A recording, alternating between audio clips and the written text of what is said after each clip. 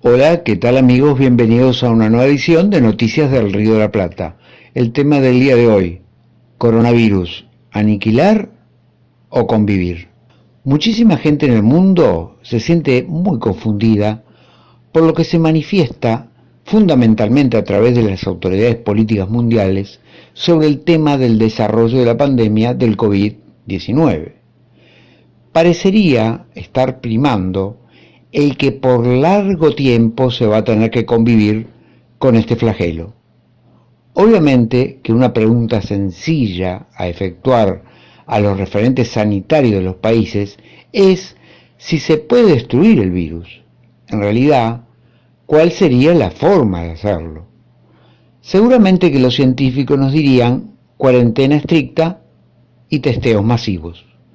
Pero claro, ahí aparecen las objeciones desde los sectores políticos intentándonos explicar la imposibilidad de realizar la aniquilación del virus por razones económicas. De este modo aparecen entonces las ideas de aplanar la curva del virus, de convertirlo en una meseta, en definitiva, una convivencia con este mal.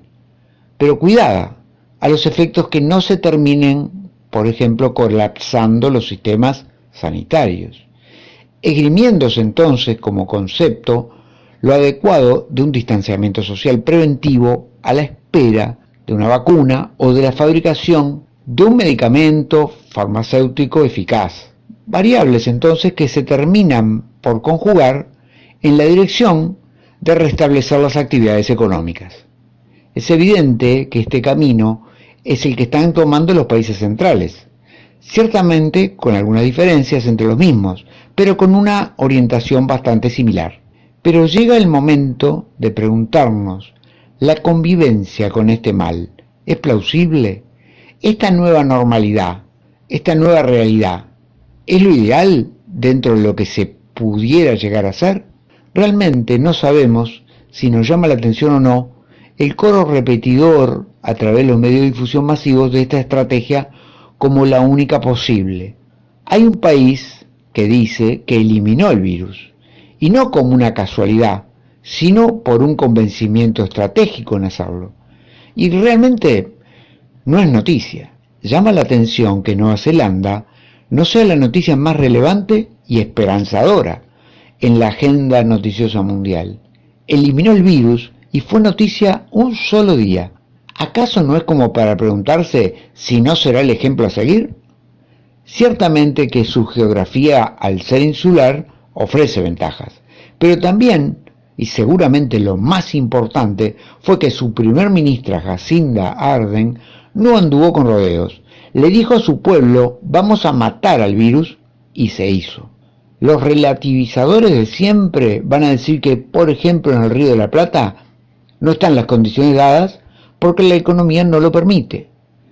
A Nueva Zelanda le costó 2 meses de cuarentena estricta acabar con el virus, más allá que lógicamente van a seguir las precauciones necesarias. Nos preguntamos, ¿realmente se podrá decir que países como Argentina y Uruguay, que producen 10 veces los alimentos que consumen, no pueden sostener una cuarentena estricta sin que a nadie entre su población le falte el consumo básico de alimentos?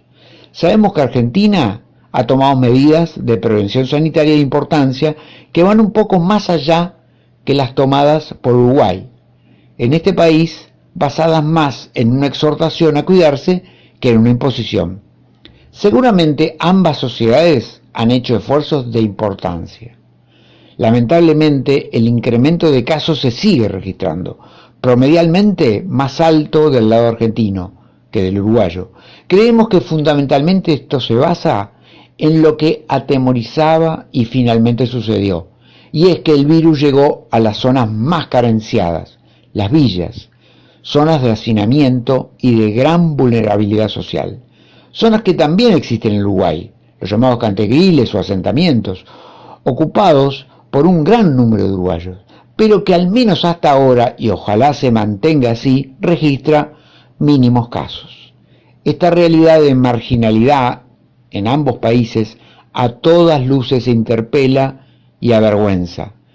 es que ¿cuál sería la justificación de este abandono social en países que tienen recursos materiales de importancia y niveles deseables de cohesión sociocultural, más allá de una grieta política que, lejos de ser paradigmática, se podría superar fácilmente cuando se proponga un camino de desarrollo económico nacional con justicia social, que retornara hacia las coordenadas de un modelo de proteccionismo económico, un estándar que se le reconoce como el que dio mejores resultados históricamente hablando, y que por otra parte siempre resulta ser el más añorado y querido por los pueblos. Lógicamente, con la actualización pragmática que requieran los tiempos actuales, pero basado en un cambio filosófico que en forma básica lo podríamos llamar neoproteccionismo, sin que esto por supuesto significara de ninguna manera el abandono de la tan necesaria integración regional, una instancia a profundizar. Seguramente esta pandemia nos va a tener que hacer recapacitar grandemente y en muchas cosas.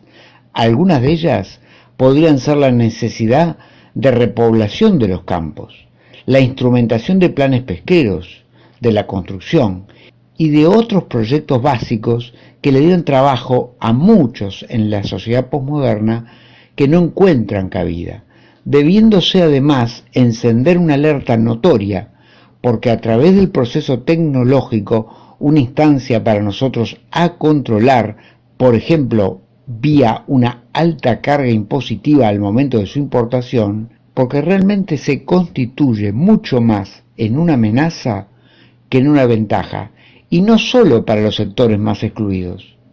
En cuanto a la lucha contra la pandemia, y más allá de algunos posibles encares nacionales, ¿no será el momento de una estrategia en común consistente en destruir el virus en ambas márgenes del Plata, dejando de lado cualquier tipo de mezquindad que priorice los intereses económicos antes que la vida?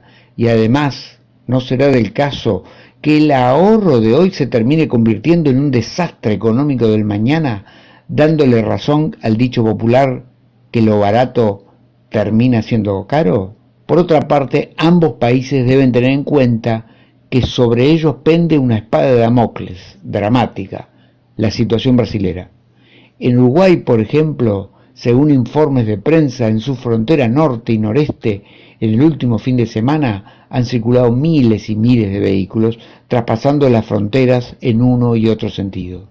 Creemos que la frontera con Brasil tiene que estar blindada con algunas limitadísimas excepciones. En definitiva, aniquilar o convivir con el virus es la cuestión. Nos sentimos mucho más cerca con la estrategia llevada a cabo por Nueva Zelanda. La misma contiene claras certezas sanitarias y es realizable en países como los nuestros, donde existen recursos alimentarios propios sumamente abundantes. Cuarentena obligatoria con las mínimas excepciones necesarias. Renta universal para los vulnerables de la sociedad, por el periodo que resulte necesario. Superación de cálculos mezquinos y decisión política firme parece ser el camino. Ojalá que nos decidamos por estos objetivos y por supuesto ojalá que se puedan cumplir. Bueno amigos, nos vamos despidiendo hasta una próxima edición de Noticias del Río de la Plata. Hasta pronto y muchas gracias.